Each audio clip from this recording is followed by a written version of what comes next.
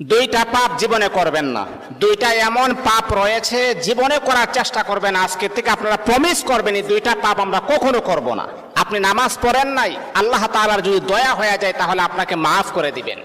আপনি ফজরের নামাজ পড়েন নাই, আল্লাহ পাক রব্বুল আলামিনের যদি মায়া লেগে যায়, আল্লাহ পাক রব্বুল আলামিন আপনার গুনাহকে আমার আল্লাহ ক্ষমা করে দিবেন।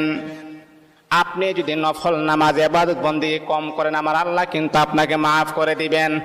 কিন্তু আল্লাহর নবী বলেন দুইটা এমন জঘন্যতম পাপ রয়েছে, এই পাপগুলার ক্ষমা আমার আল্লাহ জীবনে কখনো তার বান্দাকে করবে না। দুইটা পাপ এমন জঘন্যতম পাপ, এগুলা করা যাবে না। এক নাম্বার হচ্ছে অন্যের হক নষ্ট করা। অন্যের হক কখনো নষ্ট করবেন না।